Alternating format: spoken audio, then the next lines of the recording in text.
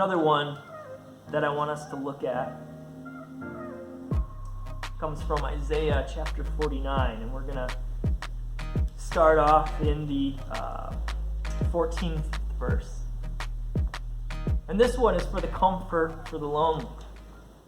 There's times in our lives where we feel like everybody has betrayed us or left us. Nobody listens, nobody cares to hear our point of view or what we have to say, or nobody is giving us the love that we are desiring, or they're not taking us serious. They don't respect who we are or our opinions. There's many different ways that we might feel lonely, and this is the comfort that God gives to us when we feel lonely. Verse 14 of Isaiah 49, but Zion said, Yahweh has forsaken me. My Lord has forgotten me. Christian, have you ever been there before? Where something has happened in your life and you just ask the question, where was God in all this? God, don't you care what's going on in my life? God, are you even paying attention? Where were you? And at the heart of it is, God, have you forgotten me? Have you forgotten your people? This is the answer that God gives to that in verse 15. Can a woman forget her nursing child, that she should have no compassion on the son of her womb? It says, think of the love of a mother for a child. It's very fitting that on Mother's Day, God gives us the greatest example of earthly love that we have, the love of a mother for a child. So let's think about that. But some of us might be sitting here right now going, that doesn't work, because a mother will forget the love of her child. There's children that are abandoned. There are mothers who choose not to even have the child. There's mothers who abuse their child. If that's the only example that God has for us, that's not good enough for me. That doesn't bring me any comfort. And God understands that, because he goes on to say, even these may forget. Yet I will never forget you. God takes the greatest example of earthly love we have, the love of a mother towards a child, and he says, mine exceeds even that extent. My love for you is even greater than the love of a mother for a child, because that can even waver and fall short. And my love is so much bigger. He says, I will never forget you.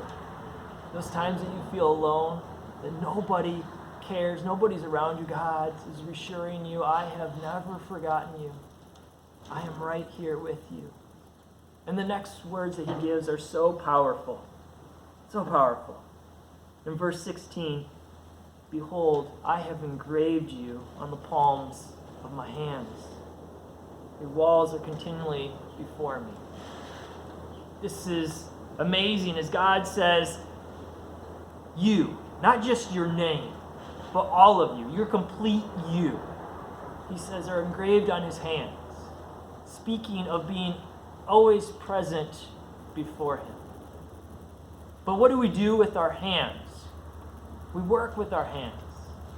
So what is God trying to tell us with an illustration that we can understand? He says, not only are you always before me, I'll never forget you. You're always right there, a constant reminder for me. But in everything that I am doing, you are on my thoughts. Now, this is important for us in an individualistic aspect as we struggle in life, but don't forget that he's speaking this to you, but he's also speaking this to me. He's speaking it to your mom, your dad, your brothers and sisters, your kids, your friends. So, in essence, God is saying everybody is always on his mind before him. In everything he is doing. In everything that God is doing, he is thinking about humanity. But you can remember specifically, he has been thinking about you. Now, the last part of that verse might make no sense to us. That even our walls are continually before him. This kind of helps to know culturally that Israel at this time, their walls were destroyed because of invading armies. Walls spoke of protection and were symbolic of God's protection of his people. With their walls destroyed, it felt like they were helpless to the nations around them. But God is promising them and reminding them, though your walls are physically gone, they are still standing there in my mind. Meaning you might not notice the protection that you have, but I'm still here. I've never forgotten you.